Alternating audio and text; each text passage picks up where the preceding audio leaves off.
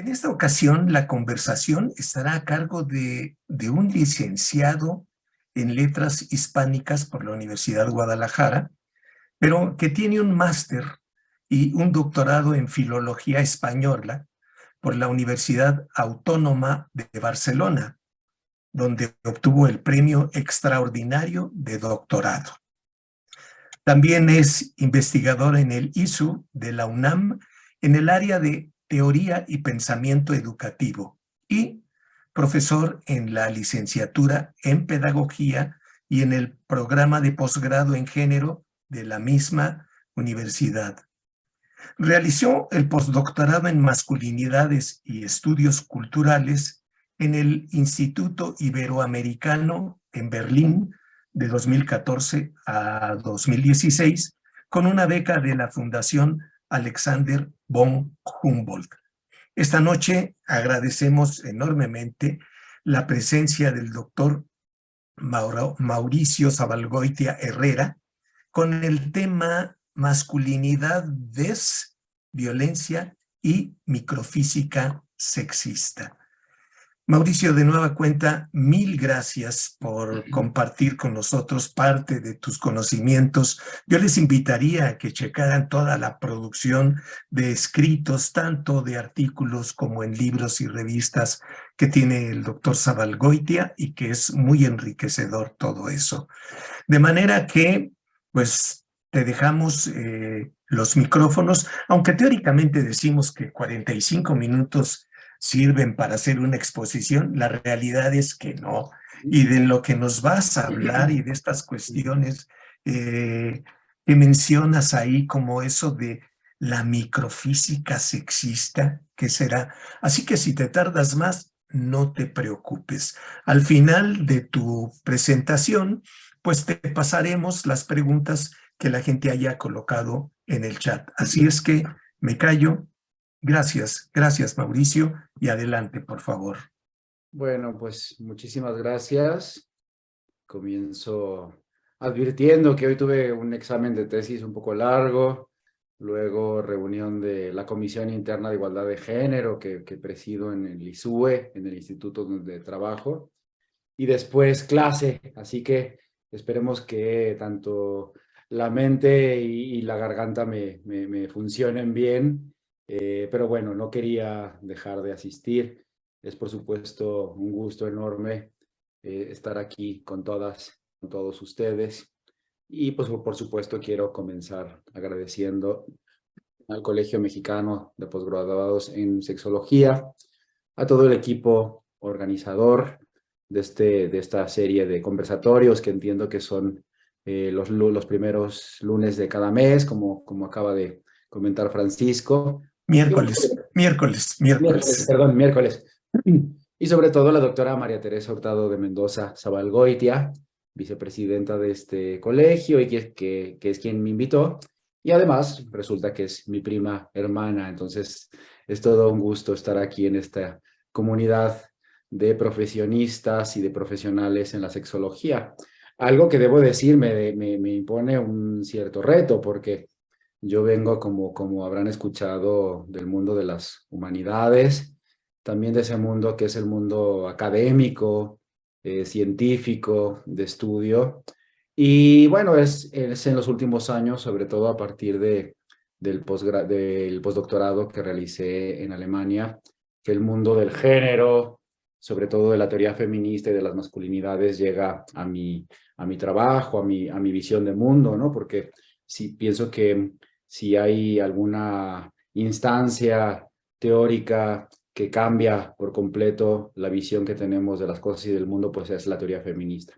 Y es desde ahí que llego al estudio de las masculinidades, ya desde hace algunos años, y gracias a esto me invitan a trabajar en la UNAM, entonces decido regresar a México después de estar muchos años viviendo por allá por España y por Europa. Y ya tengo en la UNAM, cumplo 6 años, haciendo más sólida y transversalizando el estudio de los hombres y de la masculinidad. No solamente en los ámbitos culturales, que es lo que yo trabajaba más bien antes, sino también por medio de una irrupción un tsunami, podemos decir, muy fuerte que acontece en la universidad, en México, y yo diría en el mundo entero, más o menos desde 2016, con mucha fuerza en 2019 y hacia principios de 2020, que serían los movimientos feministas de las mujeres y estudiantes más jóvenes.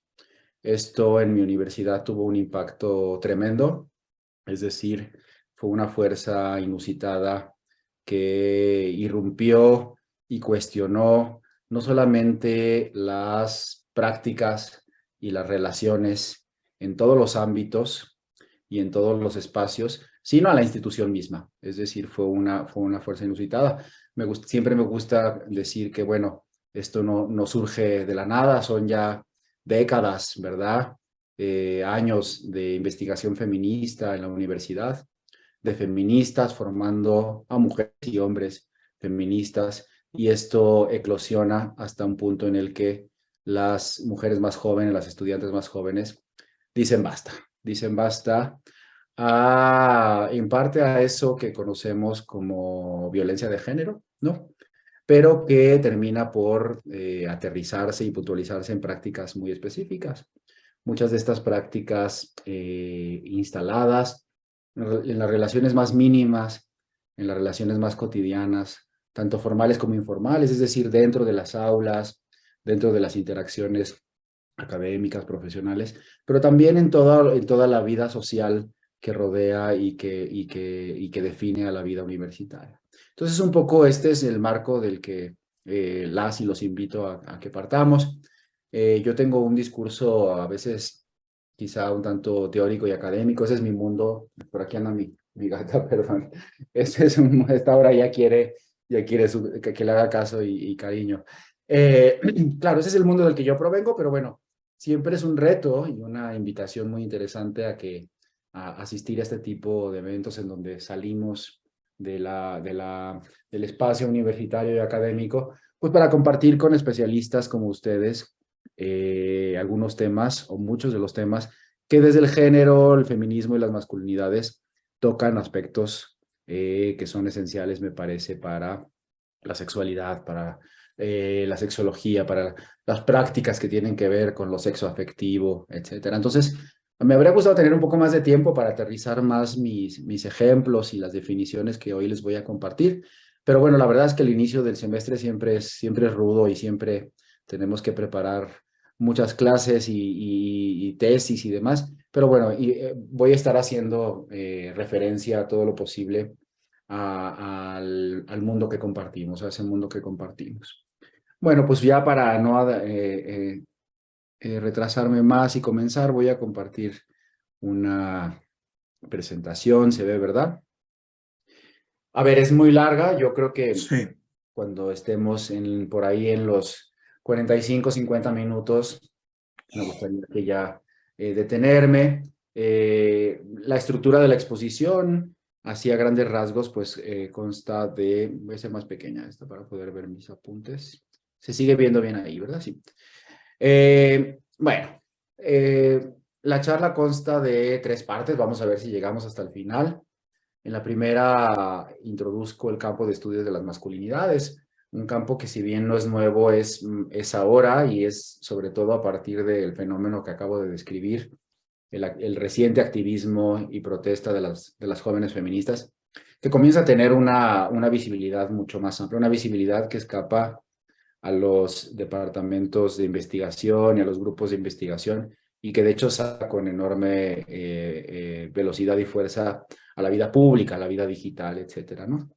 Y bueno, como verán, desde este inicio en el que nos aproximamos a las masculinidades, como se les llama ya más coloquialmente a los estudios de la masculinidad, comenzaremos a mirar las violencias.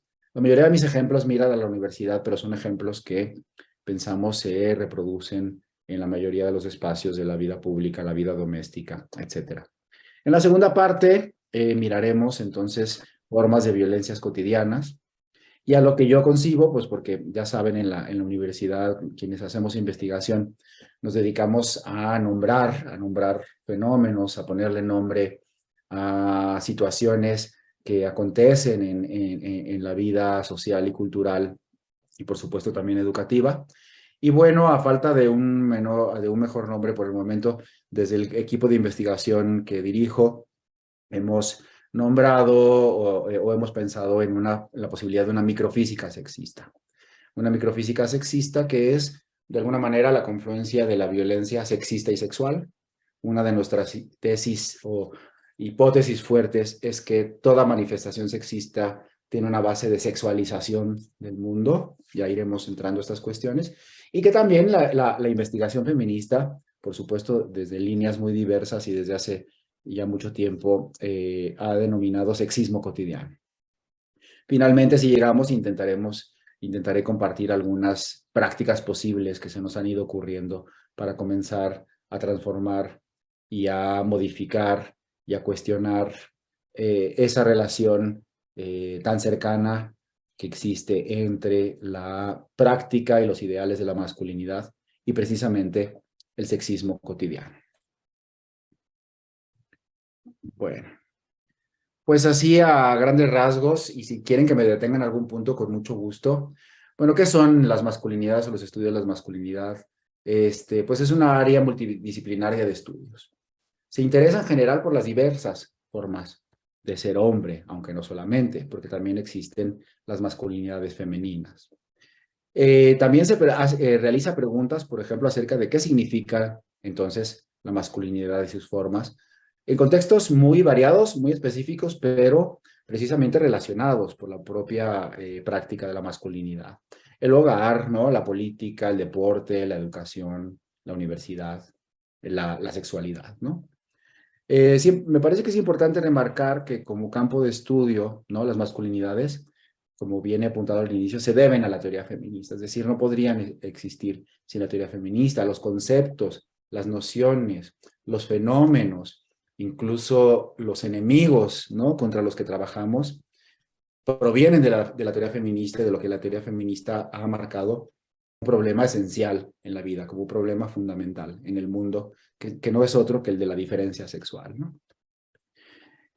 Bueno, también decir que los estudios de las masculinidades, como he dicho, no son nuevos, no me voy a detener demasiado, pero bueno, ya desde los años 70, 80, 90 del siglo pasado, sobre todo en Europa, en Estados Unidos, en los países nórdicos, comienzan a conformarse grupos de varones, grupos de hombres, que comienzan a mirar a las causas, a la agenda feminista, preguntándose por su propia situación como varones, ¿no? Como cuerpos generizados y sexuados como hombres, su propia situación en la desigualdad, en la dominación, en la reproducción de los poderes, pero sobre todo una cosa muy específica, y es algo que todavía no terminamos de superar, ¿no? A pesar de que en los estudios y las preguntas sobre la masculinidad ya llevan cierto recorrido, sobre los privilegios que seguimos obteniendo por nacer como hombres, sobre todo frente a las mujeres, pero también frente a otras subjetividades, hombres menos hombres, la diversidad sexogenérica, etc. Y también otra cuestión que me gusta remarcar, también estudian desde el principio, pues en realidad el poco o casi nulo interés que seguiríamos teniendo muchos hombres por tocar estos temas, por estudiarlos y por llevarlos a los distintos campos de estudio y de profesionalización, ¿no? Esto, por supuesto, está cambiando, ¿no? Y por eso es que estamos, me parece, aquí hablando de una cuestión como esta. Creo que ya me salté una, claro. Aquí, bueno, hay algunas advertencias que siempre está bien hacer, es decir, por ejemplo, de pensar que el objeto del campo de estudio de las masculinidades, por ejemplo, no son los hombres, no es el hombre o los hombres como tal, ¿no? Esto por un lado porque, bueno, sabemos que el hombre, ¿no? Como categoría universal, pues en realidad ya ha sido el constructo central de la modernidad y prácticamente ha sido el objeto de estudio de todas las disciplinas, la historia, la filosofía, la literatura, etcétera, ¿no? Y bueno, entonces, si el objeto de estudio en realidad no son los hombres, ¿no? Aquí, bueno, aquí tenemos una clara representación, ¿no? El hombre de Vitruvio de Leonardo da Vinci, donde precisamente la modernidad sitúa en el centro de la representación un cuerpo masculino, ¿no? Que se supone es universal y se supone es inclusivo, pero que en realidad está muy solapado con lo que conocemos como hombre y la definición de la masculinidad, ¿no? Bueno, entonces decía, si no son los hombres, sí, lo que estudiamos son las relaciones y construcciones de género, sexualidad, corporalidad, emociones, afectos, subjetividades. Frente a esas dos categorías, que si bien no son siempre resultan nuestro problema, son como nuestras piedras en el zapato, es decir, son nuestras incomodidades, el hombre y la masculinidad, ¿no?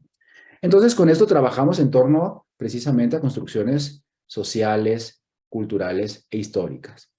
Y que si son construcciones de este tipo, pues entonces quiere decir que son cambiantes, que se transforman, que son resignificables, que en distintas épocas y historias y momentos de la historia funcionan de maneras diversas y que incluso se adaptan y pueden transformarse, ¿no? Y que en momentos también incluso de la historia pueden llegar a ser pues peligrosas e incluso letales. Un ejemplo que siempre comentamos, que recientemente comentamos en clase con las alumnas y con los alumnos, es cuando les pongo una diapositiva de Vladimir Putin, primero cuando está en sus vacaciones de verano, que lo vemos, ¿verdad? Sin camisa, con su rifle, ahí montando un caballo, cazando osos y demás. Y luego a continuación vemos declarando la guerra, ¿no? A Ucrania, con unas metáforas completamente masculinas y demás. Y una pregunta muy sencilla que nos hacemos es, o sea, alguien en su sano juicio, ¿verdad? Alguien con todos sus tornillos bien ajustados y demás, ¿podría pensar que hay ahí una energía femenina? Pues no, ¿verdad? Nos dirían que estamos completamente locos o locas, ¿no? Bueno, eh, bueno, pues también es desde los estudios de la masculinidad entonces que surge la posibilidad o la idea de que exista más de una masculinidad. Por eso también los estudios de la masculinidad han derivado y han terminado por llamarse masculinidades. Ahorita vamos a retornar un poco a eso, pero formas de masculinidad que en todo caso siempre apuntan a expresiones de poder, de dominación y de inequidad, ¿no? Si nos preguntamos cuál es el objetivo loable de transformación, de cambio que tendría una disciplina como los estudios de las masculinidades, ¿no? Pensando que lo que hacemos y lo que investigamos y lo que creamos ahí, pues tiene una finalidad para mejorar las vidas, para mejorar las experiencias en el mundo. Eh, pues esto sería el luchar precisamente frente al poder, la dominación, la inequidad y comprender entonces cómo opera y cómo trabajan las diversas formas, expresiones e ideales de masculinidad para soportar a un sistema específico, para alimentarlo, para seguirle dando vida. Y ese sistema, y ahí es donde siempre insistimos, las masculinidades están muy cercanas a los estudios feministas, a la teoría feminista, pues ese enemigo no es otro que lo que ahora conocemos como el patriarcado, ¿verdad? La cultura patriarcal. Ahorita volveremos también a eso. Pero bueno, siempre me gusta también mencionar que los estudios de las masculinidades se han diversificado, ¿no? Un campo muy interesante e importante es el campo de, por ejemplo, cuerpo, salud y sexualidad, ¿no? Hay muchos temas de la masculinidad que están encarnados en la manera en la que practicamos la sexualidad, ciertas prohibiciones, ¿verdad? Toda esta idea de que el cuerpo masculino es impenetrable, por ahí hay un micrófono, perdón, gracias, es impenetrable, ¿no? Y no solamente impenetrable muchas veces en cuanto a emociones, afectos, sino impenetrable incluso en las propias prácticas sexuales, en lo que es en la normativa de una sexualidad en cuanto a aquello que está permitido y no permitido, ¿no? Pero también estudian otras cosas, ¿no? Por ejemplo, ¿no? De cuestiones recientes.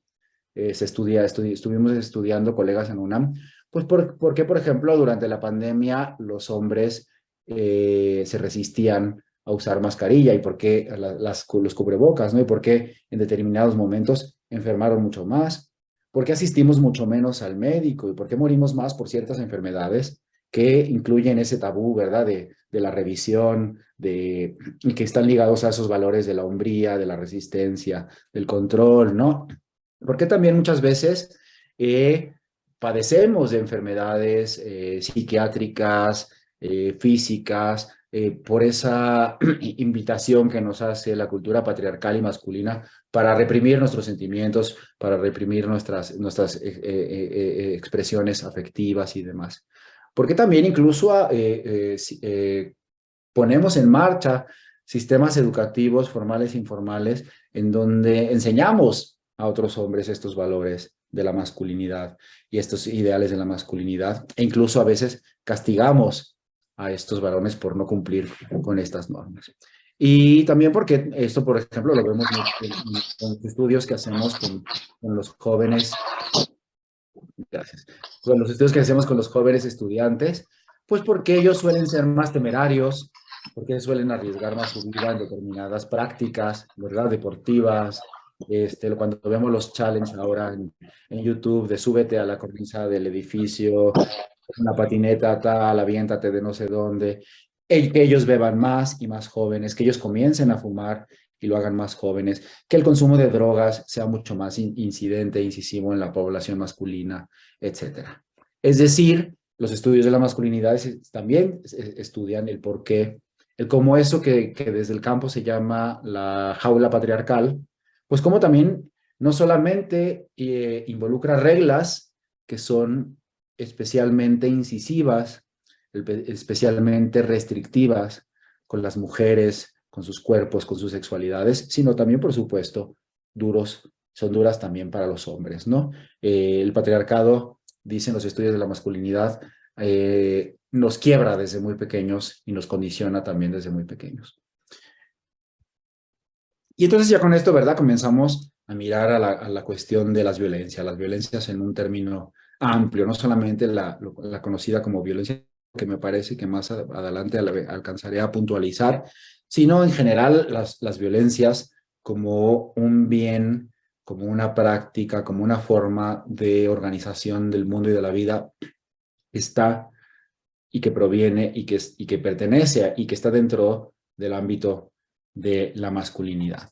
Bueno, ahora quisiera así muy rápidamente definir algunas cuestiones que seguramente ustedes ya conocen bien, pero bueno, qué es eso que conocemos como el patriarcado? ¿Dónde viene? ¿De dónde se define? Pues a mí me gusta esta definición del 2008 de Marta Fontenla. Dice, en términos generales, puede definirse como un sistema de relaciones sociales sexopolíticas, ¿verdad? Es decir, involucran una política sexual basadas en diferentes instituciones públicas y privadas y en la solidaridad interclase e intragénero, específicamente masculina.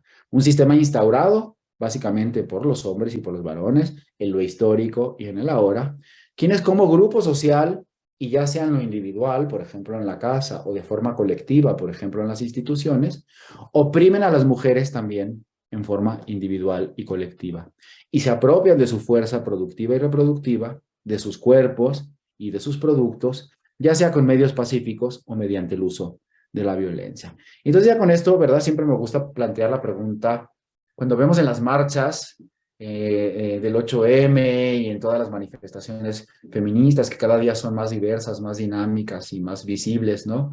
Cuando vemos a una mujer llevando el cartel diciendo un cartel que dice muerte al macho, podemos comenzar a preguntarnos a quién le habla ese cartel, ¿verdad? A mí, ¿no? A Mauricio Zabalgoitia con nombres y apellidos. Yo la invitación que hago siempre a los alumnos varones es como que demos 2 o 3 pasos atrás, ¿verdad? Que miremos esa afirmación de una manera un tanto más amplia y mucho más crítica. Ahorita retomaremos la cuestión de muerte al macho. Bueno, esta parte me la incluyo porque, bueno, uno de los términos más conocidos y quizá más incidentes que ha tenido el campo de estudio de las masculinidades, pues ha sido el de la masculinidad hegemónica. Lo vemos, ¿verdad? Lo vemos ahora en campañas públicas, en campañas políticas, lo vemos en comunicación sociodigital, lo vemos en muchos espacios. Y bueno, ¿qué es esto de la masculinidad hegemónica? Pues acuñado por la investigadora Raewyn Conill, australiana, ya en 1995, tiene ya largo recorrido. Y bueno, ¿qué pasa? ¿De dónde surge? Pues surge, fíjense, de un ambiente muy interesante, ¿no? Por allá en los años 80, en las high school de Australia, comienza a haber un repunte muy fuerte de violencia de género, de violencia sexista y de violencia sexual. También de violencias de bandas, también de violencias por la propia ley australiana, también de violencias raciales, etcétera, ¿no? Entonces, en ese momento se comienza a preguntar, bueno, ¿qué está pasando? ¿Qué está pasando en las instituciones educativas? ¿Por qué estos repuntes de violencia y por qué se nos está yendo de las manos, etcétera? Y bueno, ¿con qué se habían estudiado las violencias hasta ese momento? Bueno, por diferencias de clase, de etnia, por tensiones, procedencia, acceso no a la educación y demás. Y claro, a Connell y a su equipo de trabajo se les ocurre, bueno, la masculinidad debe estar aquí más que implicada y vamos a comenzar a pensar este repunte de violencias y aproximarnos a este repunte de violencias directamente de la masculinidad, porque resulta y resultaba en ese entonces y ahora, pues que si pensamos, ¿verdad?, en una metáfora de una balanza, es verdad que los varones también sufrimos violencia. Es verdad que las mujeres también violentan. Pero si pensamos en una balanza, tanto en la historia de la humanidad como en el ahora, la cuestión está completamente desbalanceada, completamente desproporcionada. Es decir, la gran mayoría de los actos de violencia son acometidos por varones y la gran mayoría las subjetividades exogenerizadas que la sufren de manera completamente desproporcionada siguen siendo las mujeres. Entonces, es de ahí que seguimos mirando a cómo desbalancear y a cómo acotar esas cuestiones. Bueno, entonces, continuando, bueno, ¿qué aportaciones tuvo la cuestión de la masculinidad hegemónica? Pues comenzar, por ejemplo, a pensar, a cuestionar un rol masculino único, ¿no? Es decir, de ahí con él propone la noción de las múltiples masculinidades, ¿no? Masculinidad hegemónica, que sería la masculinidad, esto lo piensa, no me voy a meter ahorita, también a estas horas ya estamos cansados y cansados, a muchas honduras teóricas, pero bueno, ya se ponen a leer a Gramsci, ¿verdad? Este socialista, este comunista que estuvo en la cárcel en Italia y que hace toda la teoría de la hegemonía, una crítica al marxismo, etcétera. Pero bueno, así en términos más amables, ¿cuál sería la masculinidad hegemónica? Pues la socialmente más aceptada, tanto en los ámbitos culturales como políticos y demás. Una aceptación y un espacio, un lugar, ¿verdad? Que tiene un papel que no es cualquier papel, es decir, que no es una labor pequeñita, que es una labor mayúscula en la historia de la vida.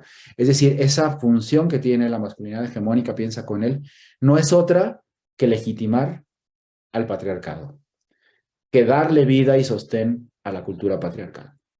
Entonces la hegemonía con esto se refiere también a una dinámica, ¿verdad? Es muy, muy importante cuando pensamos en la masculinidad hegemónica, pensarla como algo que está dinámico, como algo que está en una función dinámica, y que es esa dinámica o esa fuerza mediante en la que un grupo reclama y sostiene ese lugar de mando, de influencia, de liderazgo y de dominación, y que siempre, siempre, siempre va a tener como condición el establecer jerarquías que están basadas en la masculinidad, pero que también se atraviesan por clase, por raza, etcétera. Bueno, ¿qué se ha mirado desde la cuestión de ese dinamismo, de la estructura hegemónica o del modelo hegemónico de la masculinidad? Pues se han mirado espacios como la educación, violencias, el crimen, por supuesto, la política, esos estructurados mundos de lo laboral, ¿no? Que conocemos yo creo que todas y todos y que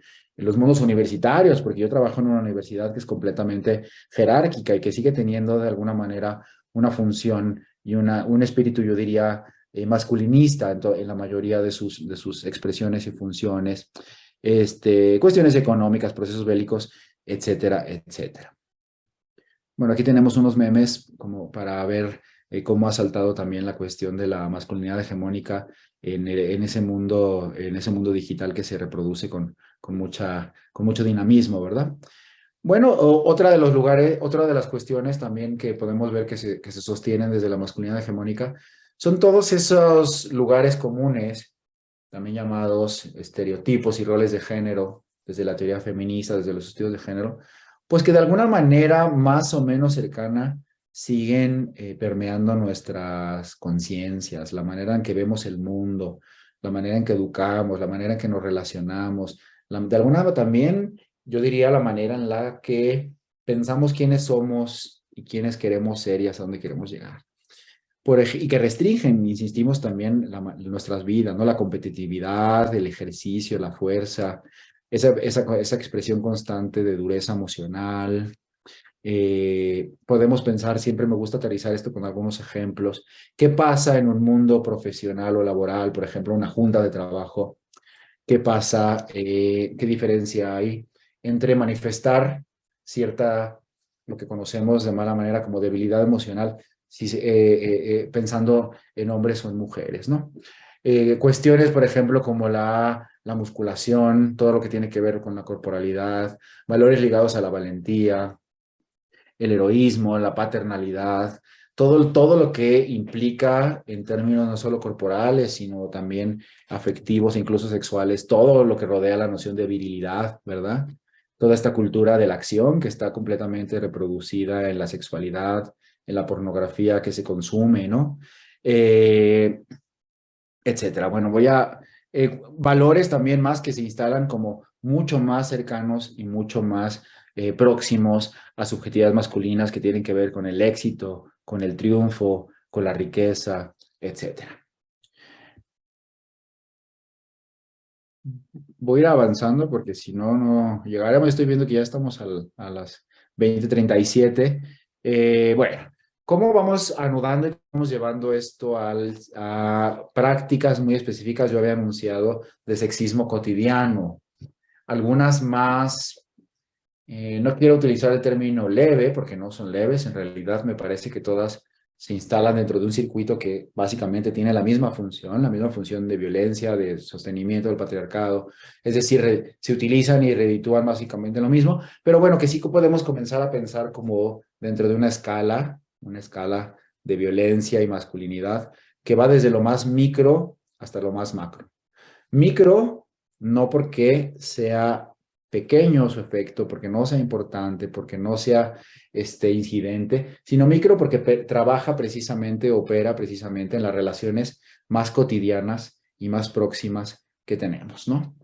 Bueno, ¿qué hemos visto en la universidad y también por qué se suman los estudios de la masculinidad a este ámbito? Lo que voy a decir a continuación viene de una perspectiva muy fuerte de estudio y de investigación, que sería el estudio de las violencias con perspectiva feminista, ¿no? Son las feministas las que son las mujeres feministas las que llevan trabajando la violencia desde hace muchas décadas. Los hombres nos hemos aproximado hasta hace muy poco. Hemos llegado a estudiar y a comenzar a cuestionarnos por la violencia de género, por las violencias como marcas de la masculinidad y género, hace apenas muy poquito tiempo. Y en realidad cuando hemos sido directamente señalados. Eso es una cuestión importante de mencionar, ¿no? Bueno, pues el sexismo en la universidad, en las instituciones, entonces surge como una categoría de estudio importante. Refiere a esas formas de violencia que acontecen diariamente, bajo rituales y costumbres y en las relaciones tanto formales como informales. Algunos nombres que han recibido son normalizadas, naturalizadas, cotidianas, imperceptibles. Son nombres que cada vez comienzan a cuestionarse más, ¿no? Porque una de las tesis fuertes que yo siempre expongo es que me parece que a día de hoy, ¿verdad? 1 de febrero de 2023, cuando estamos con toda el quiebre y todo el cambio que ha habido en términos de género, feminismos, violencia, etcétera, yo creo que cada vez es más difícil decir que son acciones no conscientes. Me parece que cada vez se representan y se practican como formas de conciencia y en las cuales sabemos que vamos a obtener algo si las utilizamos. Ahorita vamos a aterrizar con ejemplos para que no quede todo así muy aterrizado. Bueno, quiero precisar algunos ejemplos, ¿verdad? Porque a veces los utilizamos de manera así como intercambiable, ¿no? Por ejemplo, la distinción entre misoginia y sexismo, ¿no? Para investigadoras como Araceli Mingo y Hortensia Moreno, la misoginia apunta, o sea, es una base mitológica, una base cultural, algo que tenemos como un alimento, ¿verdad? Como un bien cultural que nos alimenta, nos permea y demás, que básicamente apunta a la idea al hecho de la inferiorización de las mujeres. Es decir, una idea que sigue subsistiendo con enorme fuerza en nuestro fondo, bajo la certeza de que las mujeres no solamente son distintas, sino que son inferiores. El sexismo, en cambio, y aquí ya estamos en lo que yo trabajo y en lo que nos interesa más, es operativo, es decir, reditúa, es decir, se utiliza para obtener un fin y para obtener un bien, y sobre todo es consciente, ¿verdad? E impone la supuesta supremacía masculina, pues su función, es decir, para lo que recurrimos al sexismo, es para mantener un orden, una diferencia sexual basada precisamente en un desequilibrio histórico del poder, ¿no? El sexismo se perfecciona a veces en prácticas muy arraigadas en espacios laborales y de interacción en la universidad u otros espacios, como el hostigamiento, por ejemplo, ¿no? De acuerdo con el glosario para la igualdad de mujeres, el hostigamiento abarca esos comportamientos verbales o físicos que resultan ofensivos, incómodos, humillantes, negando a las personas dignidad y respeto. Volvemos a la metáfora de la balanza. Esas personas son siempre, en su mayoría numérica, mujeres, ¿no? El hostigamiento también podemos verlo como trabaja en ámbitos diferenciados. Uno nos dice Ana Buquet, feminista también de la UNAM, como una economía de intercambio, ¿verdad? Ahí tenemos muy claro hostigamiento cuando se trata de establecer promesas, premios o castigos cuyo fin es el intercambio a favores sexuales, ¿verdad? Cuando, ya desde hace mucho tiempo, pero cuando llega este movimiento feminista a la UNAM, pues fue impresionante, ahora sí que levantar las tapas, yo diría, de las cloacas. Obviamente había historias y sigue habiendo y siguen apareciendo, ahora sí que historias para no dormir, ¿no? Bueno, ¿cuáles son las consecuencias que hemos observado en la universidad cuando el sexismo cotidiano se perfecciona, suma recursos y se activa como una forma, como un mecanismo cuya obtención final es la sexualidad no consentida, la sexualidad obligada, el abuso, incluso la violación? ¿Cuáles son las consecuencias cuando una mujer todavía día de hoy incumple esta lógica ritual que hasta hace no tanto estaba perfectamente normalizada, regularizada, incluso legalizada por una institución que hacía como que no pasaba nada, que pensaba que esto no tiene nada que ver con la institución, eso tiene que ver con las relaciones entre personas, la universidad no tiene nada que ver aquí, ¿no?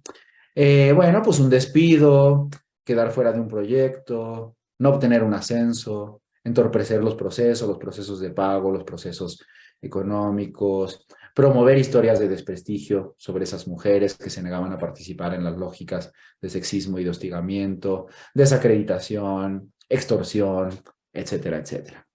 Y uno que a mí me ha sido, y a mí y al equipo nos ha sido especialmente funcional, como para comprender no ya solo el que hace que estos actos de sexismo cotidiano y masculinidad sigan operando y se siga recurriendo a ellos, sino también como para comenzar a dimensionar más los efectos, qué efectos tienen, no solamente en la propia vida universitaria, sino específicamente en la gran mayoría de las mujeres que lo sufren, porque las encuestas nos siguen diciendo, una encuesta que se hizo el año pasado, 9 de cada 10 alumnas de la universidad siguen manifestando el haber sufrido en lo micro o en lo macro este tipo de expresiones de sexismo, de hostigamiento, de acoso, etcétera, ¿no? Pues a mí para mí fue muy, muy impresionante esta aportación. Vuelvo otra vez a Araceli Mingo y Hortensia Moreno. Ellas nos dicen la función que tiene así a más corto plazo, ya no pensemos en el patriarcado y en las grandes estructuras, etcétera, sino así a corto plazo, es decir, ¿qué obtiene, por ejemplo, un profesor que en clase se anima y utiliza, insisto, de manera consciente, un chiste con contenido sexual degradante contra o para las mujeres?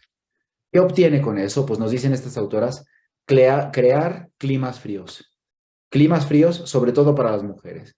Es decir, recordarles que están en un lugar amenazante para ellas, recordarles que están en un lugar hostil para ellas, incómodo para ellas, un lugar donde además el varón que está en el rango más alto, que es el profesor, ¿verdad? Recuerda que más poder, yo diría, que el poder más pues oscuro y violento que todo hombre tenemos es el recurso a la violencia sexual. Y que además, si queremos, lo podemos utilizar si nos da la gana y si lo consideramos necesario, ¿verdad? Entonces ahí comenzamos a ver que algo como un chiste sexista con contenido degradante para la mujer no es solo un chiste, ¿no? No es solo humor mexicano, no es solamente es algo en lo que nos situamos y nos paramos para decir, ay, mira qué hombrecito soy capaz de decir que las mujeres son semáforos porque tal, tal, tal. Soy capaz de decir que las mujeres son como lavadoras porque no sé cuánto. Y de ahí también podemos establecer una escala, por ejemplo, dentro del chiste, ¿no? Claro, ¿qué está pasando ahí, verdad? En esta jerarquía de la masculinidad, ¿qué está pasando en este ordenamiento del mundo que se hace desde una visión masculina muy solapada con el sexismo y con la violencia sexual? Pues por un lado, ese profesor de alguna manera está formando a esos varones que tiene ahí. Está creando ese clima frío, es decir, era una clase donde asisten pocas mujeres, era químicas, es decir, una química especializada donde había más, lo que llamamos una carrera generalizada, es decir, más varones que mujeres. A las mujeres que habían llegado ahí, ¿no? Porque me imagino, podemos imaginar que en la visión del mundo de esta persona le costaba seguir aceptando que hubiera mujeres en ese espacio, pues les estaba recordando, por un lado, pues que las mujeres son carne, que las mujeres son sexualidad. Por otra parte, que esa violencia sexual y masculina que sigue existiendo y que se sigue sufriendo, siempre puede ser utilizada en su contra. Es decir, las estaba en su lugar dentro del espacio del aula. Bueno, vamos a seguir avanzando. Ya me avisan, Francisco, cuando quieran que me vaya teniendo, porque estoy viendo que me queda muchísimo material. Siempre me emociono y voy incluyendo comentarios y demás. Bueno, entonces como para ir teniendo algunos resúmenes, bueno, pensar eso, a la violencia dentro de un continuo de masculinidad, que va de lo micro a lo macro y que en realidad conecta a todas las formas, ¿no? Sobre todo esas violencias diarias que se resisten a desaparecer, pero que están conectadas con esas violencias más duras, con las violencias macro, con las violencias letales, ¿no? La violación, el abuso, el feminicidio, ¿no? Ese promedio de 11 mujeres en nuestro país que mueren por el hecho de ser mujeres bajo distintas formas y con distintos efectos y objetivos y demás. Bueno, un recordatorio que podemos siempre leer y que a lo mejor nos sirve como para comprender el porqué de la importancia de mirar a la violencia de género desde las masculinidades.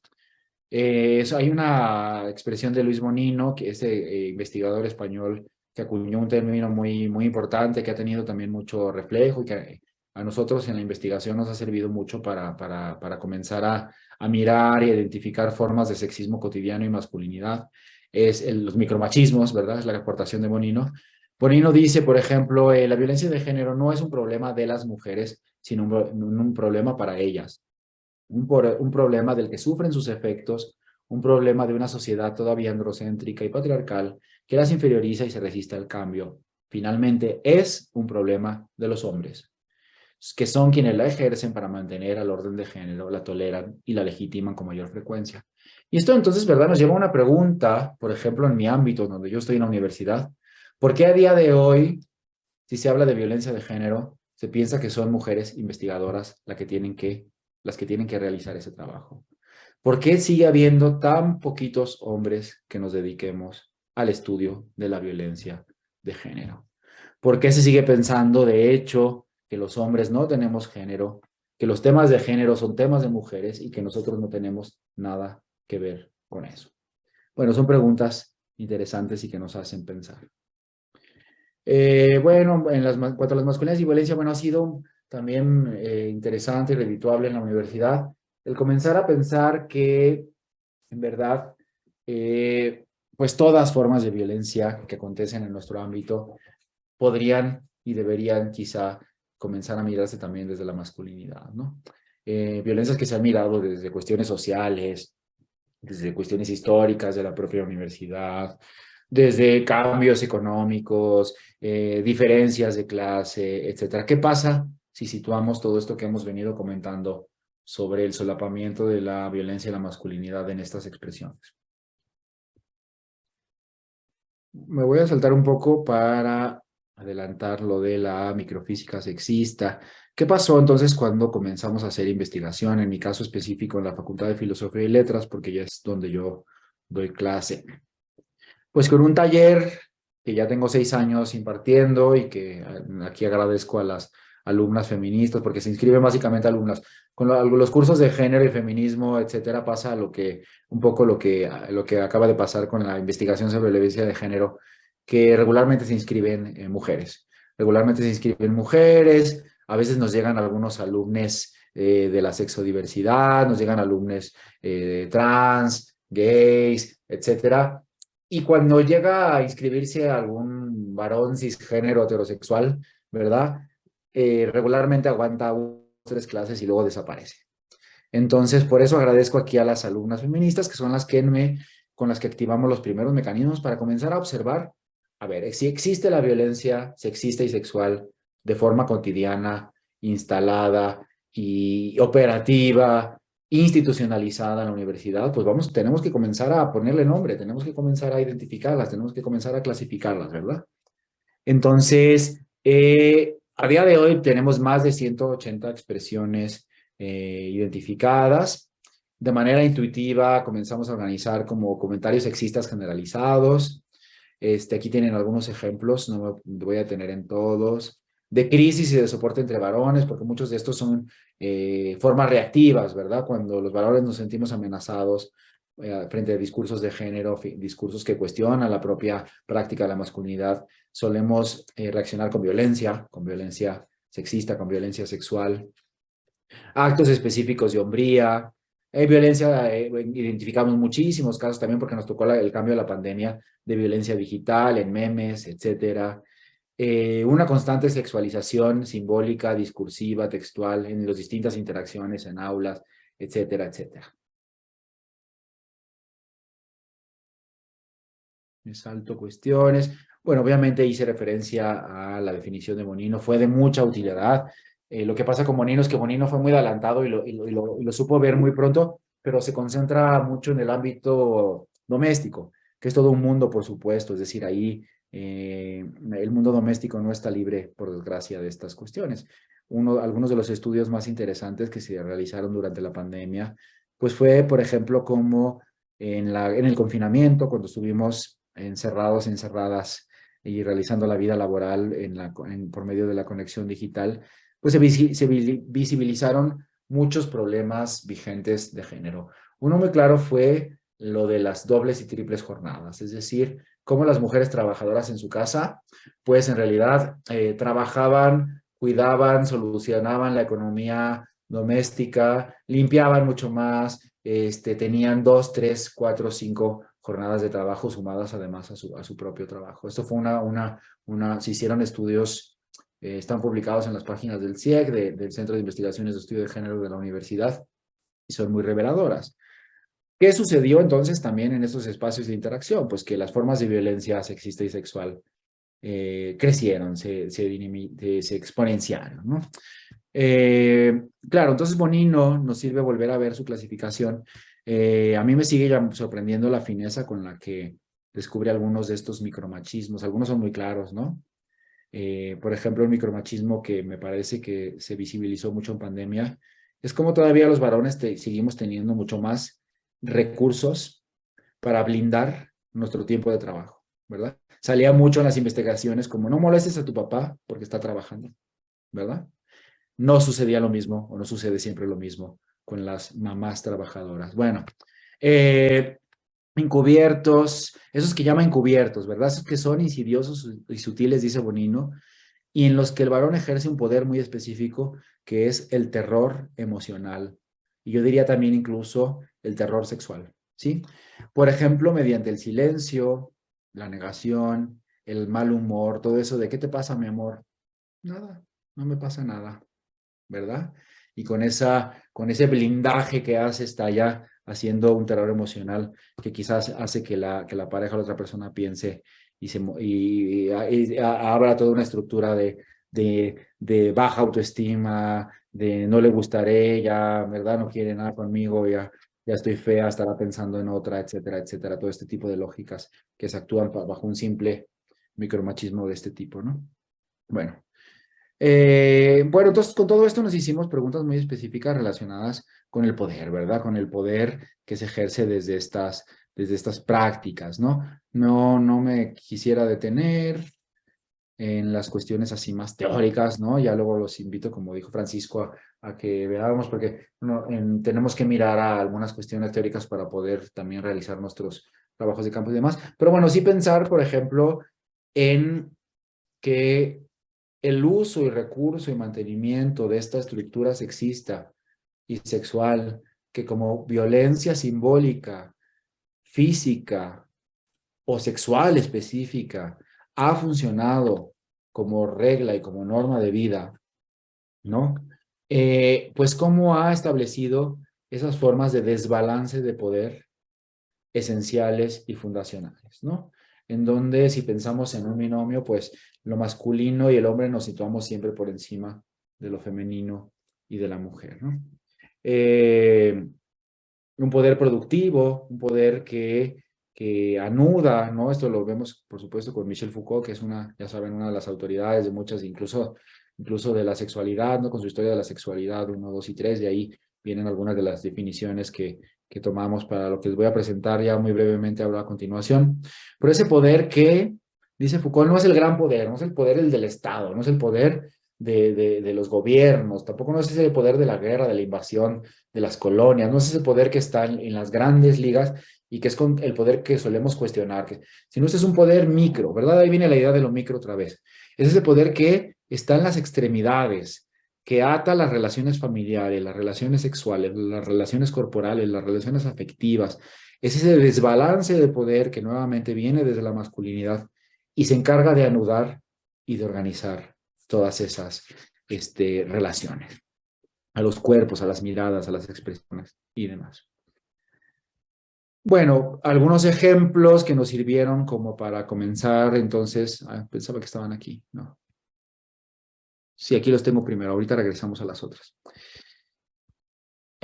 Bueno, pues comenzamos entonces también a pensar como en fórmulas discursivas, simbólicas también, un tanto más grandes, no ya solamente o sea, que superaran las clasificaciones iniciales, ¿no? Entonces, por ejemplo, comenzamos a observar simplificación de relaciones de poder. No es para tanto lo que les pasa. Eso estaba muy relacionado con el movimiento feminista que estaba en ese momento en efervescencia y que sigue teniendo mucha efervescencia.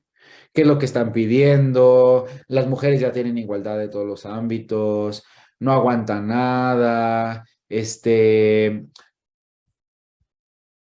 no intenten, falsos universalismos que siguen apareciendo, todo el trabajo de campo que hemos hecho con varones estudiantes en la universidad. No intentes comprender a una mujer, son imposibles de entender. Los hombres somos hombres, los hombres no cambian, las diferencias ignoradas, ¿de qué se quejan? Las mujeres y la juventud no aguantan nada, son la generación de cristal. La idea de que lo masculino en verdad no se relaciona directamente con las violencias. No es justo que igualen violencias con el ser hombre. No todos los hombres somos violadores o maltratadores, las mujeres también violentan, etcétera.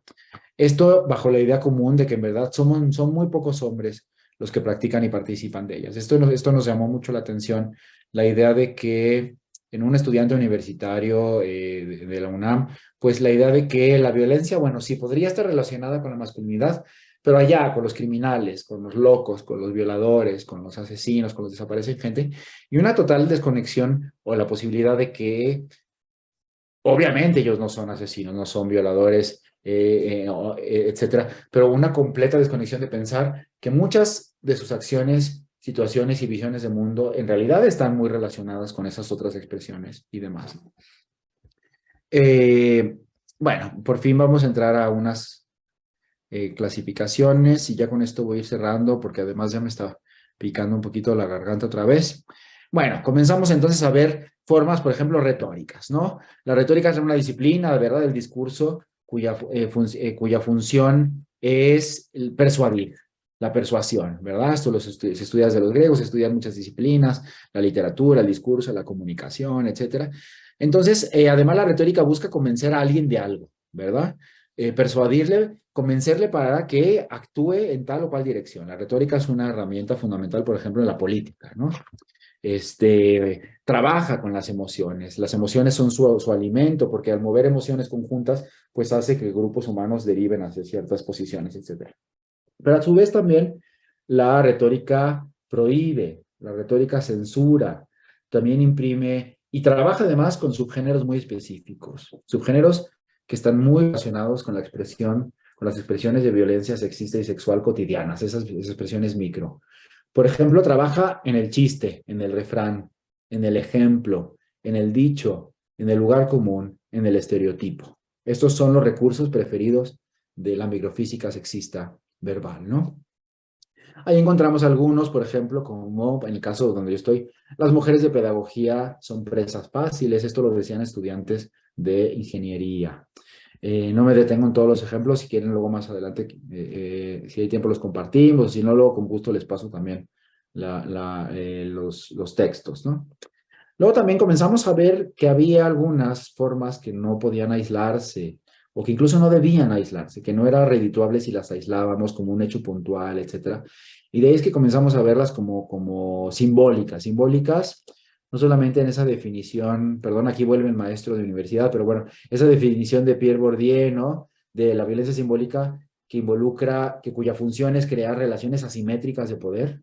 Esa es la función de la violencia simbólica. Su trabajo existe para crear relaciones asimétricas de poder, pero también en el hecho de que involucran como proyectos a más largo plazo, ¿no? Es decir, crean ambientes simbólicos de duración y de más largo plazo. Por ejemplo, esos climas fríos que vimos, como cuando un profesor recurre de manera cotidiana al sexismo y a la violencia sexista y sexual dentro del aula, ¿no? Crear ambientes simbólicos de mayor amplitud. Entonces implican utilizar recursos de violencia de forma continuada, de forma reiterada, ¿no? Se ha estudiado mucho, por ejemplo, en los mundos deportivos y en donde han comenzado a tener interacción en la universidad grupos y equipos de varones con grupos y equipos femeniles. Ahí la cuestión de los recursos sexistas y de violencia sexista y sexual como una conformación simbólica de un espacio más amplio es muy ampliada. O sea, es decir, la mayoría de varones se sienten impulsados incluso por ellos mismos para recurrir a una construcción simbólica de un espacio en donde el clima precisamente sea de violencia sexista y sexual. También son más sutiles, es decir, también involucran como formas de movernos, diría, y como formas de actuar como más organizadas. Por ejemplo, hemos visto y hemos identificado una constante legalización y abuso de, por ejemplo, robarse las buenas ideas de las compañeras en equipos, ¿verdad? Esto es algo que surge y reaparece y que ha sido muy señalado y muy incómodo para las estudiantes, ¿no? ¿Qué más? Pues estos escenarios organizan, ¿verdad? A veces discursos muy elaborados y formas muy elaboradas, muy complejas, ¿no? Conllevan también cuestiones como que surgieron, voy viendo aquí algunas cuestiones que fueron surgiendo, por ejemplo, como el hecho de decir, ni te la acerques, es dificilísimo trabajar con ella, parece que siempre tiene la regla, esa profesora con ese carácter que tiene, lo que necesita es que le hagan un favorcito, que le hagan un favor, y entonces el compañero le contesta, pues si quieren yo me animo, etcétera, ese tipo de cuestiones, etcétera. Luego están las directamente sexuales, ¿no? Es decir, si bien pensamos, ¿dónde quedaron esos? Más adelante. Ah, ya vi, es que inserté mal la diapositiva. Aquí. Es decir, una de las conclusiones que queremos poner sobre la mesa es que en realidad todas estas expresiones, y las que les he compartido así muy brevemente, ustedes pensarán, claro, algunas tienen un claro apunte sexual, ¿no? La obtención de la sexualidad, la sexualización de los cuerpos, la sexualización de los ambientes, pero podríamos pensar una como algunas de las que vimos como apropiarse de las ideas de las mujeres y demás, Nosotros pensamos que todas en conjunto tienen una función sexualizante de la vida, es decir, una constante sexualización de las relaciones y de la vida. ¿Por qué? Porque están basadas precisamente en en el mantenimiento de la diferencia sexual como la esencia y el funcionamiento de los sistemas, de los procesos, de las relaciones y de la propia sexualidad, por ejemplo, ¿no?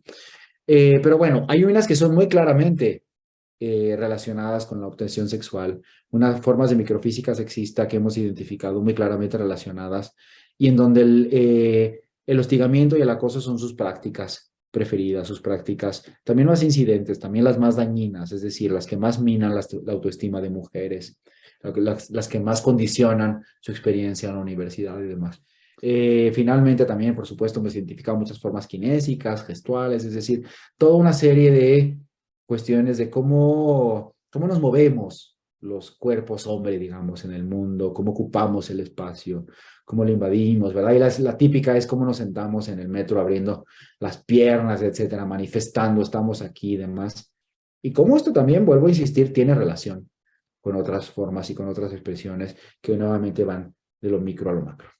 Y bueno, voy a cerrar, pero ya me voy a callar, pero voy a cerrar aquí con esta diapositiva que ya resumo muy, que hemos comenzado a activar en la universidad bajo estas lógicas y la suma de todas estas cuestiones que les he compartido, pues que tenemos que comenzar a nombrar esas prácticas. Es decir, hay que ponerles nombre, hay que clasificarlas, hay que ponerlas en público, en las paredes, en los espacios, hay que decir, esto existe, esto tiene nombre, esto sucede, esto acontece, ¿no?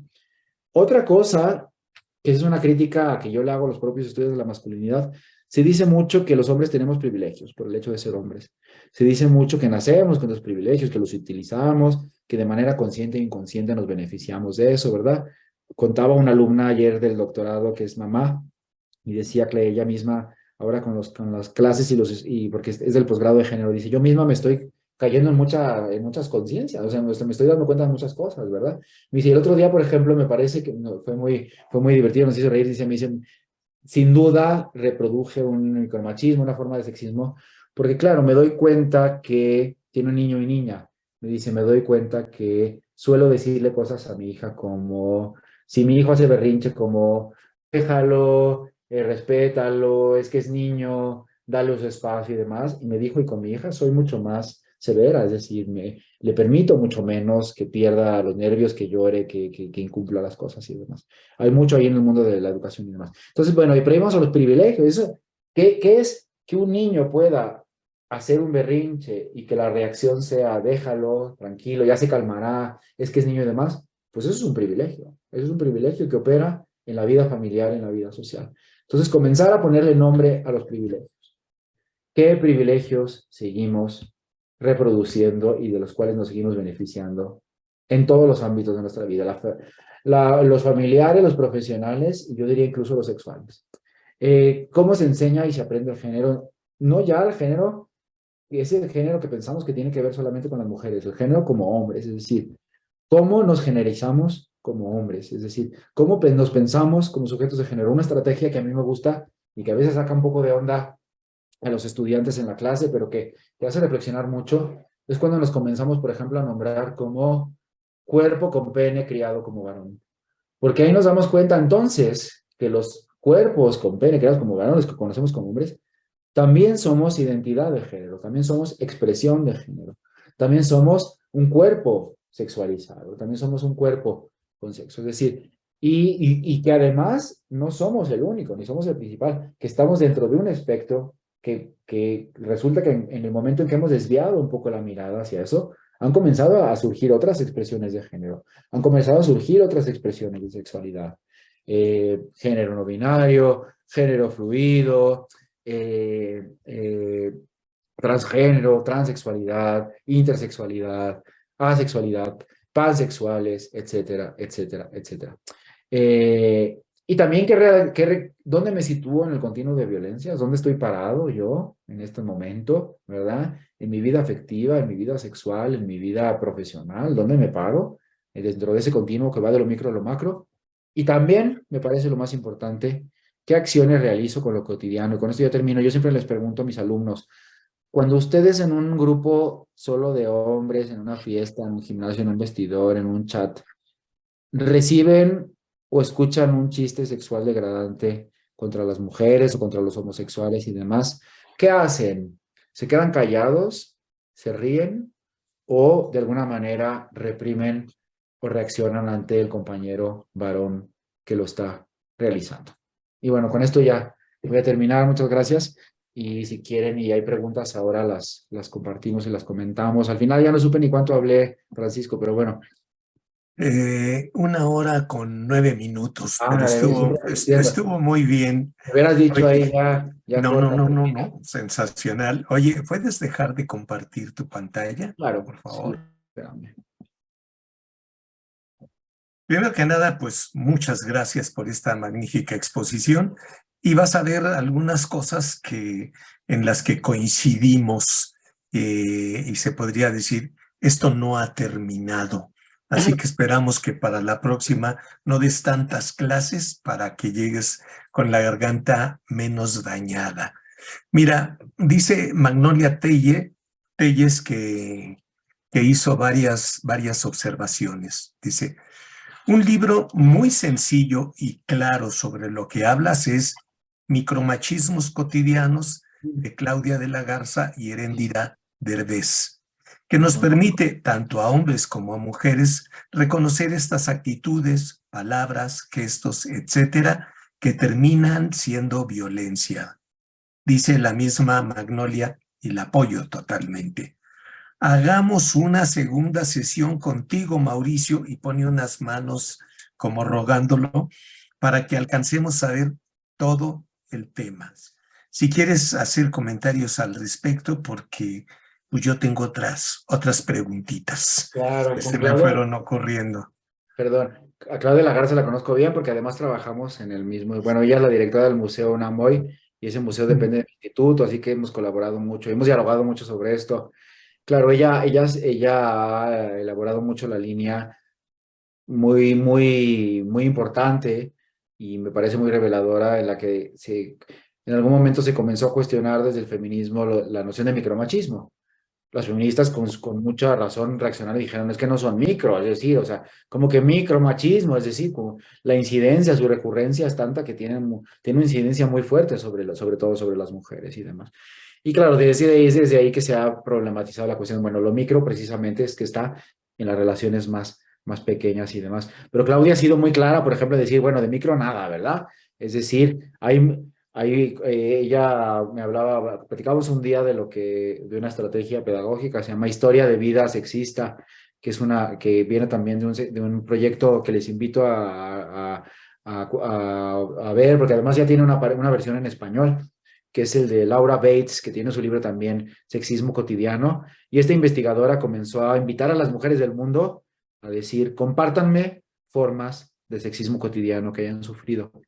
Nunca pensó la convocatoria que tendría, porque creo que ya tiene millones de entradas donde mujeres se meten diario a contar diversas formas de violencia sexista cotidiana que sufren en todos los ámbitos.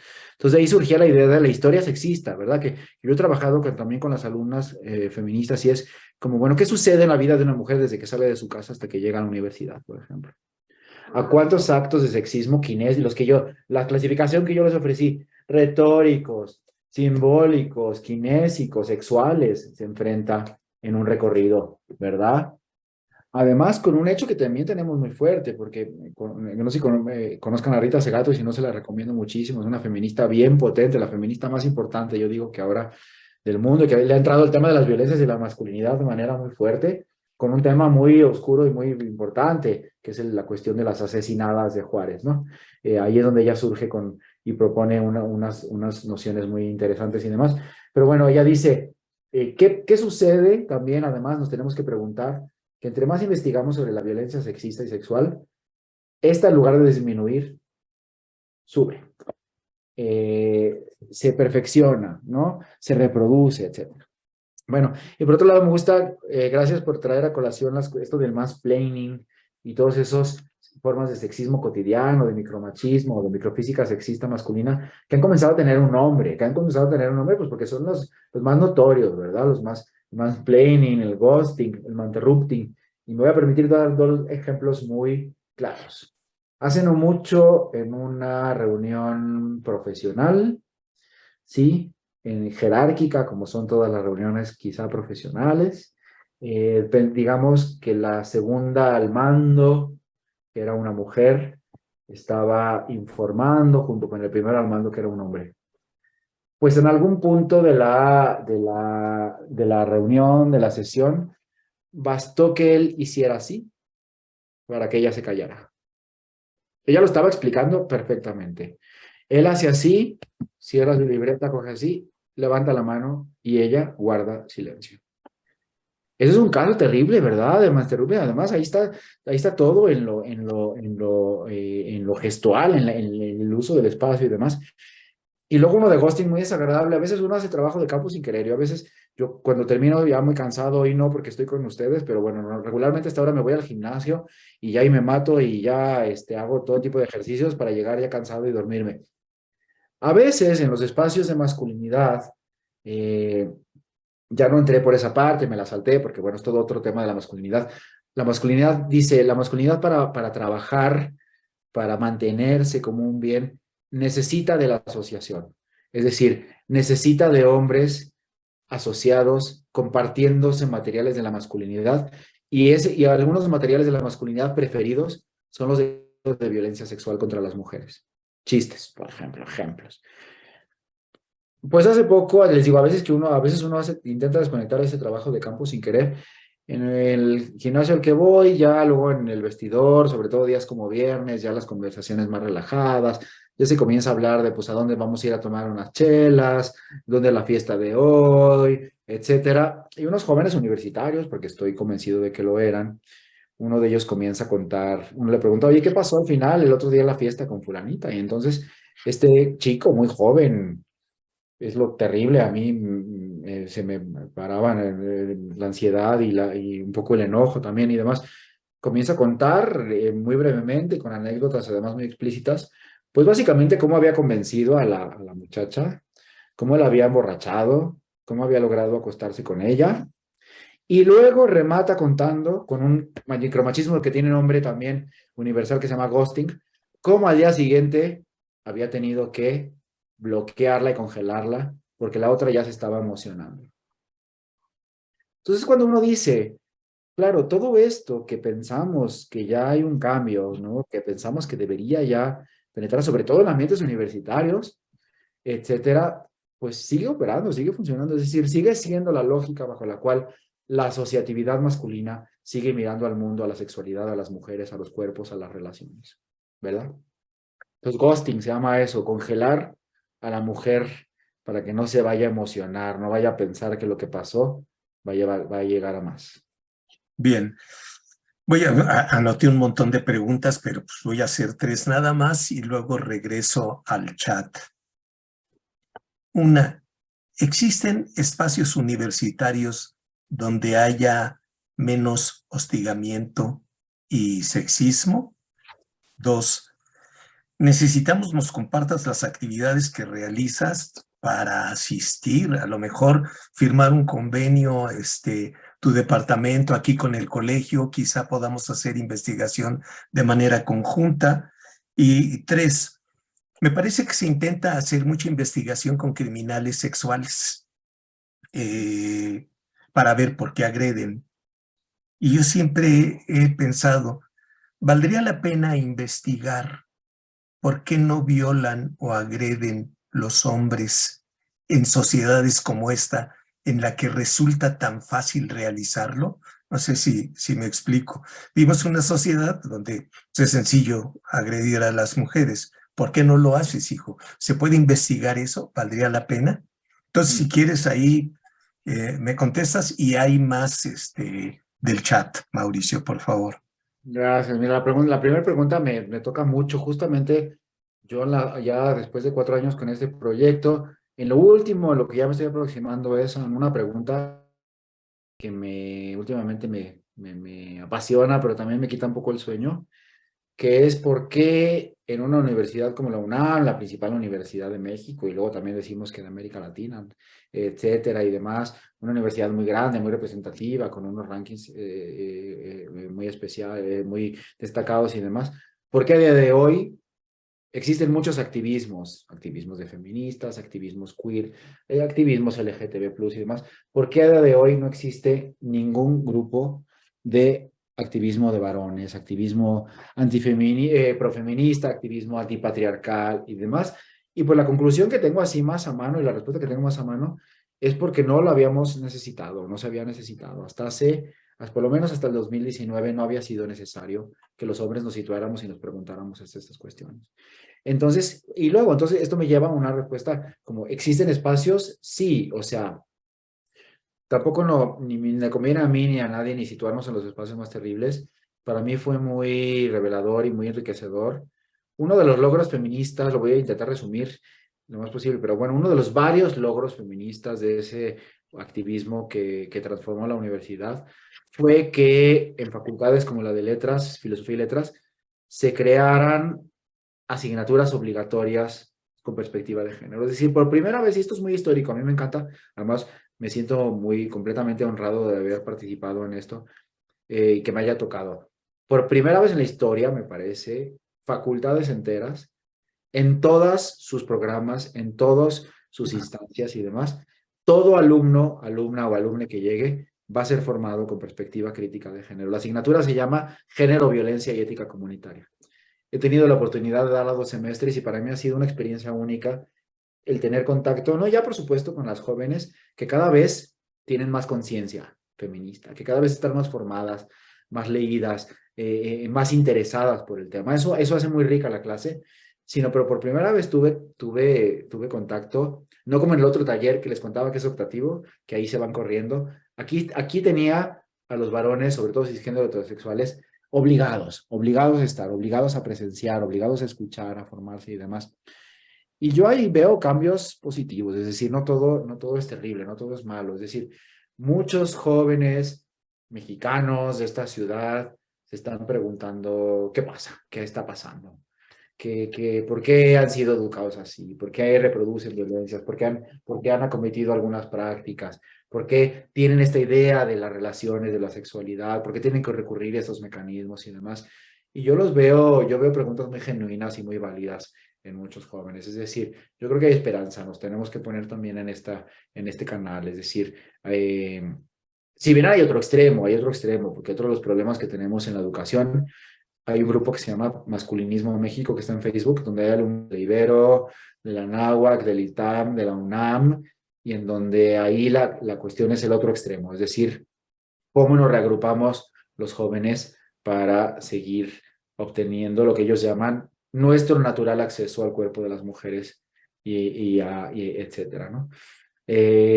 Con discursos muy violentos, completamente antifeministas, burlándose de las feministas, situando a, bueno, si una mujer, bueno, unos memes también que analizamos muy desagradables, que vuelven a plantear que la mujer su mejor lugar es la cocina, etcétera, etcétera, este tipo de cuestiones. Ese discurso lo tenemos muy fuerte también.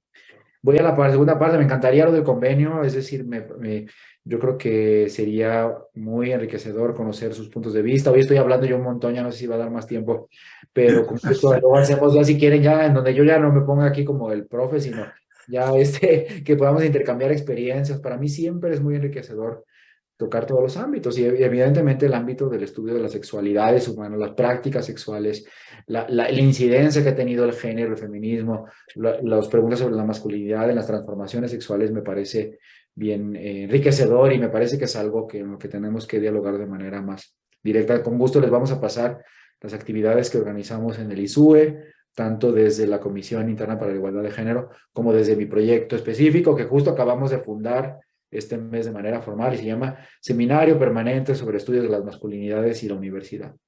Entonces ya les pasaremos, por supuesto, ya les invitaremos, me encantaría que hiciéramos alguna mesa redonda, porque tenemos muchas preguntas, yo tengo muchas preguntas sobre la sexualidad y la vida actual en el México que estamos viviendo, sobre todo en relación con estos términos. Ahora, sobre tu pregunta interesante, me parece una pregunta muy amplia, también muy importante, que no estoy seguro de si quiero contestar, bueno, no si quiero contestar, si puedo contestar. Es decir, Pero bueno, sí estaba activando ahora, mientras hablaba también por acá, por otro lado, estaba activando cómo se puede llegar a una respuesta a esto. Y aunque daré una respuesta muy parcial y muy, quizá no sé, pues sí, parcial. Es decir, me parece, si entendí bien, el por qué no todos los varones utilizamos el recurso de la violencia sexual, si es que podemos, si es que sabemos que también casi siempre no nos va a pasar nada, que de manera muy clara nos vamos a poder librar en lo social, en lo familiar, en lo individual y en lo legal, ¿verdad? Y que si incluso si nos llegan a castigar, vamos a recibir regularmente el castigo menor, porque la ley sigue operando bajo formas de defensa de la masculinidad y sus prácticas de violencia. ¿Por qué? ¿Por qué no todos lo hacemos? Bueno, podríamos tener una respuesta filosófica, podríamos tener una respuesta humana, una respuesta emocional, una respuesta afectiva. Pero pienso, me animo a decir y lo pongo a debate, pues porque no necesitamos cruzar ese límite, porque de alguna manera lo que ese límite, cruzar ese límite nos daría, de alguna manera lo obtenemos ya, creo. Lo obtenemos en lo sexual, lo obtenemos en lo laboral, lo obtenemos en lo relacional, lo obtenemos en los privilegios, en los recursos, en cómo la vida nos sigue beneficiando, etc. Creo que la usamos, recurrimos a ella cuando nos es necesario. Esa podría ser quizá una respuesta. Y luego quiero rematar, para que no quede así mi respuesta, no sé, tan desarticulada. Claro, para mí una de las cosas más reveladoras cuando leí a Rita Segato es todo el primer trabajo que hizo en Estructuras Elementales de la Violencia, que estuvo entrevistando no sé si son cientos de hombres en situación de cárcel por delito de violación. Claro, ella entró con las lecturas tradicionales, que era, bueno, es que les pegaron muy pequeños, es que sufrieron violencia sexual de pequeños, es que la sociedad les orilló a toda esa cuestión. Pero toda la segunda parte de ese estudio de Rita Segato, que yo les recomiendo porque es realmente revelador, y que es una de las aportaciones más fuertes de para comprender los estudios de la masculinidad en términos de violencia, es cuando ella comienza a darse cuenta que en algún punto del trabajo de campo y del trabajo testimonial, estos violadores comenzaban a hacer referencia no ya a las mujeres que habían violado o que habían castigado. Muchos hablaban, por supuesto, de la manera más tradicional, que sería lo que Segato dice la línea vertical, que las castigaban, mujeres que no tenían que estaban donde no tenían que estar, que iban vestidas como no tenían que estar vestidas, que estaban en la noche solas y que eso había que castigarlas. No, para Segato resulta más revelador el eje horizontal, que es cuando ella comienza a identificar que todos miraban a los compañeros de la masculinidad. Rita Segato dice, en realidad violaban para los otros compañeros de la masculinidad. Violaban para ellos sentir que estaban situándose en la jerarquía de la estructura masculina y demostrar con el acto más grave que podían hacer, que era la violación, que se merecían ese respeto y esa pertenencia a esa estructura. Esto es, no sé qué opinan ustedes, pero a mí me parece impresionante, ¿no? Es decir, todavía me sigue emocionando en términos del impacto que tiene, es decir, me sigue poniendo la piel de gallina esta propuesta y esta lectura de la violación. Gracias, Mauricio. Hay más preguntas, comentarios. Dicen Monse y Eric, ¿la cultura de la violencia o el darwinismo social es igual al patriarcado? ¿O el patriarcado es una subclasificación de uno de los tipos de violencia? Donde existe violencia por diferente raza o violencia por diferente nacionalidad. Y dicen, en la interrelación humana la violencia está siempre presente y se amalgama entre las diferencias de colectivos, hombre-mujer, negros, blancos, ricos, pobres, rusos, ucranianos. Y Margarita Medina dice, excelente, muy interesante exposición. Es muy necesario escuchar a más hombres cuestionar el género.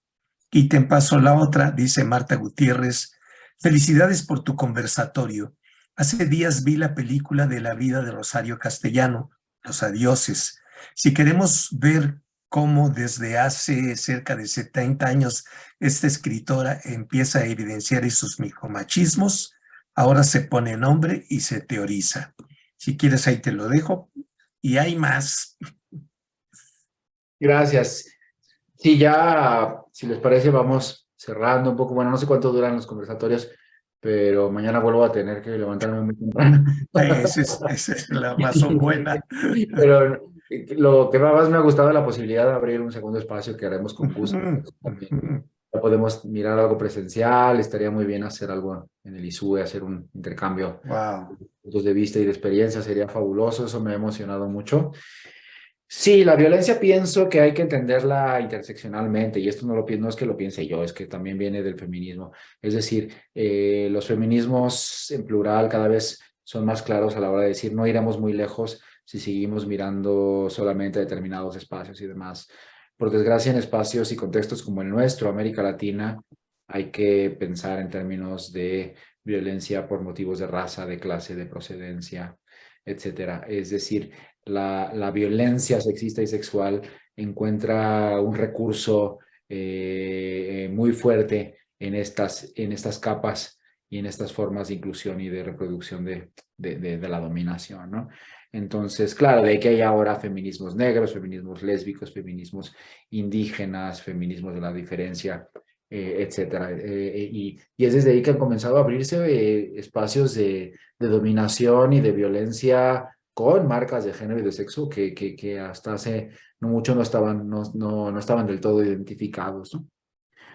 Ahora, el patriarcado, sí, el patriarcado es un término que a veces quizás se le ponen demasiadas cuestiones. Las masculinidades van un poco con cuidado al patriarcado, no solo porque es una clara aportación de los estudios feministas y tampoco podemos llegar quizá como a apropiarnos directamente y de manera no crítica a estos aspectos, pero bueno, el patriarcado creo que podemos entenderlo como una forma pura y esencial de violencia, es decir, como un sistema de sistemas, podríamos pensar, como una forma, una fuerza muy solapada con el capitalismo, con el neoliberalismo, con toda forma humana, toda estructura y práctica humana cuya finalidad sea crear diferencia, exclusión, explotación y sufrimiento. Entonces, bajo esta definición, pues claro, me parece que está muy cercana a su conformación la dominación masculina y está muy cerca, por supuesto, que es la definición del patriarcado, y esa dominación masculina, como hemos intentado ver hoy, repasar hoy, pues está muy directamente relacionada, digamos que sus formas y sus mecanismos de trabajo principales son las estructuras de violencia. Bueno, eh, algo que podemos hacer es que te mando las preguntas que faltan. Hay una muy importante que dice, ¿cómo se llama el gato? Ah, se llama Mía, mi gatita ya tiene 16 Bueno, años. ¿te parece bien que te mandemos las preguntas por si nos Claro, sí haces que me favor de tienes. responder algunas? Y le estoy pidiendo a la gente que si abre su cámara, pues para que te lleves la foto del recuerdo. Ah, qué bien, oye, me encanta. Además lo subo ¿Eh? en Facebook y creo que ya les agregué, ¿verdad? En el Facebook, porque encontré el colegio de graduados de sexología en el Facebook, ya les agregué, así también podemos, de ahí, es buen medio para compartir eventos y compartir actividades, etcétera. Sí, es Colegio Mexicano de Posgraduados en Sexología, Sí. Asociación Civil. Tienes que especificar eso, ya luego te contaremos por Ya qué. luego cuando Pero, hagamos nuestra mesa ya contarán la historia, qué trabajo, sí, sí, sí, cuáles son sí. sus líneas de investigación. De verdad que cuando les contaba del seminario que acabamos de registrar, una de nuestras líneas es cuerpo, salud y sexualidad y estamos bien interesados por comenzar a entrarle a los temas de masculinidad y sexualidad que son muy importantes y llamativos. Hay gente que está aquí en el colegio que ya pertenece al colegio y hay más personas que están terminando su doctorado, ya algunas haciendo investigación interesante, hasta en bachilleres y cosas por el estilo, y que estarían muy interesadas en participar en Por todo supuesto. esto Qué que bien. estás haciendo tú. Pues les agradecemos en infinito su paciencia, el haber escuchado esto que yo creo que nos abre más dudas, y eso es lo bueno porque nos invita a investigar, Mauricio, con todas estas cuestiones que me parecen provocadoras, pero además necesarias, y nos enfrentan a una de las preguntas que puso él: ¿qué hago yo desde mi espacio con estas cuestiones, sobre todo para los varones? ¿Qué hago con estos mis comportamientos? Porque tengo buenos discursos, lo que resulta muy difícil es vivirlos. Pero entonces, Mauricio, infinitas gracias. Gracias a ustedes. Creo que se congeló el audio, ¿no? ¿Sí escuchan ustedes o no? A ti sí yo te escucho, Sí, pero Paquito fue el que se Es Paco, congeló. es el que se Sí, ¿verdad? Se congeló. Bueno, pues muchísimas gracias, un honor y estamos al pendiente de esta... Algo había pasado ahí, se Ahí cortó, está. pero entonces, de nueva cuenta, muchísimas gracias por la magnífica conversación. Gracias a todas ustedes que permanecieron aquí, y nos vemos el próximo miércoles o antes, porque siguen habiendo sorpresas aquí en el colegio, y también esperamos que ya se incorporen al colegio Diana y compañía, para que expongan su conversación también. Entonces, muchas gracias, que estén muy bien. Buen día, y te avisaremos cuando esté tu conversación subida en nuestro canal de YouTube.